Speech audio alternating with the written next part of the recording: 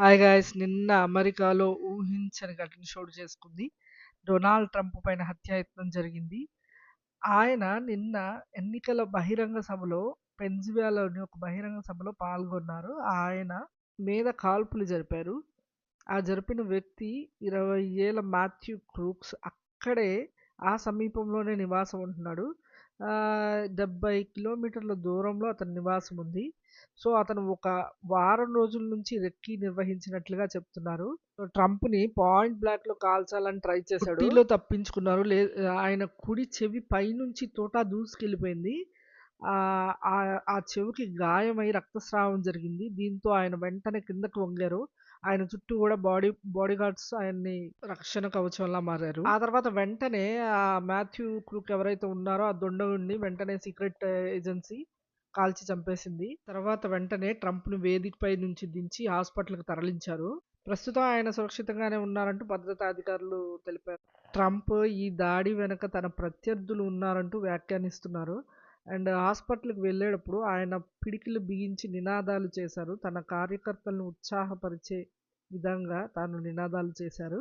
ఇప్పుడు Joe Biden తో సహా మిగతా దేశ ప్రధానులందరూ దీన్ని తీవ్రంగా ఖండించారు. జో బైడెన్ ఏమన్నారంటే కాల్పుల పైన భద్రతా ఏజెన్సీలను అడిగి తెలుసుకున్నానని, ట్రంప్ క్షేమంగానే ఉన్నట్టు తెలిపారు. అమెరికాలో హింసకెప్పుడు తావు లేదని, దీన్నెప్పుడు మనం ఎంకరేజ్ చేయకూడదని చెప్పారు. దీని వెనక ఎవ్వరున్నా వదిలిపెట్టేది లేదంటూ బైడెన్ చెప్పారు. కొంతమంది నిజంగా ట్రంప్ చాలా అదృష్టవంతుడంటూ జరిగిన విషయాన్ని దృష్టిలో పెట్టుకొని ట్రంప్‌కు రానున్న రోజులన్నీ మంచి రోజులేనంటూ విశ్లేషిస్తున్నారు. కరెక్ట్‌గా దుండగుడు బుల్లెట్‌ని వదిలిన సమయంలోనే ట్రంప్ తన తలని తిప్పారు. లేదంటే ఆయన తలలో నుంచి ఆ బుల్లెట్ దూసుకొని వెళ్ళిపోయేదని అంటున్నారు. ఆ సమయంలో కూడా ట్రంప్ వెంటనే లేచి నిలబడడం ఆయన స్పిరిట్‌ని చూపించారని చెప్తున్నారు. ఆడియన్స్‌లో కొంతమంది ఆ దుండగుడు ఒక ఇంటి పైకప్పు నుండి ఇంకో ఇంటి పైకప్పుకి తన మోచేతులతో పాకడం తాము చూసామని, వెంటనే భద్రతా సిబ్బందిని అలర్ట్ చేశామని, కానీ వాళ్ళు పట్టించుకోలేదని అంటున్నారు. వాళ్ళు వెంటనే పట్టించుకొనుంటే ఇంత అనర్థం జరిగుండేది కాదంటున్నారు.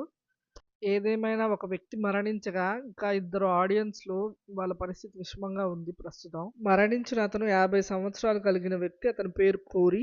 ఆయన అగ్నిమాపక సిబ్బందిలో అధికారిగా పనిచేస్తున్నారు.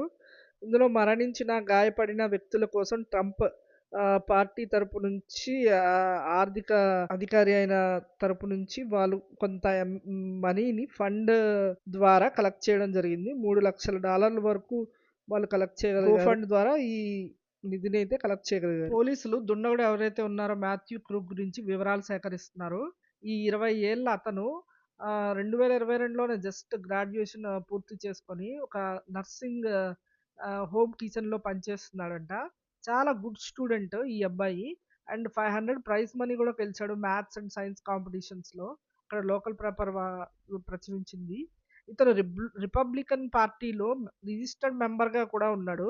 క్రూకు ఇప్పుడు ఎవరైతే ఉన్నారో ట్రంప్‌ని మర్డర్ చేయడానికి యూజ్ చేసిన వెపన్ 6 మంత్స్ బ్యాక్ వాళ్ళ ఫాదర్ కొన్నారంట. పోలీసులు తన వెహికల్‌లోను, తన ఇంట్లోను షూటింగ్‌కి అవసరమైన కొన్ని పార్ట్స్‌ని కొన్ని సస్పీషియస్ డివైస్‌నైతే కనుక్కున్నారంట. దీనికి సంబంధించి బాంబ్ టెక్నీషియన్స్‌ని పిలిపించి వాటిని విచారణ చేపిస్తున్నారు. క్రూకు ఆ రోజు షూటింగ్ చేయడానికి వచ్చినప్పుడు వేసుకున్న టీ షర్ట్ డెమాలిషన్ రాన్స్ అని చెప్పి ఒక యూట్యూబ్ ఛానెల్‌కి సంబంధించింది.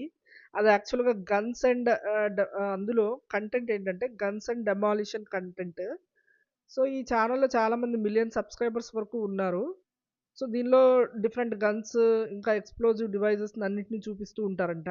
మాథ్యూ క్రూక్ తండ్రిని ప్రశ్నించగా ఇక్కడ ఏం జరుగుతుందో తనకి ఇంకా అర్థం కావట్లేదని తను తన లాయర్స్‌ని అధికారులని అడిగి తర్వాత తాను రెస్పాండ్ అవుతానంటూ చెప్తున్నారు. ఇప్పటివరకైతే పోలీసులు క్రూక్ తప్ప మిగతా ఎవరి ప్రమేయం లేదంటూ తను ఒంటరిగానే దీన్ని చేశారంటూ నమ్ముతున్నారు. క్రూక్ ఎటువంటి మనస్తత్వం కలిగి ఉన్నవాడు అనే విషయానికొస్తే అక్కడ కమ్యూనిటీ కానీ, ఫ్రెండ్స్ కానీ, తన హై స్కూల్ మేట్స్ కానీ చెప్తుంది ఏంటంటే చాలా లోన్‌లీగా ఉండేవాడు ఎప్పుడు. ఎప్పుడూ ఫ్రీక్వెంట్‌లీగా అందరూ ఏడిపిస్తుండేవాళ్ళు తనని.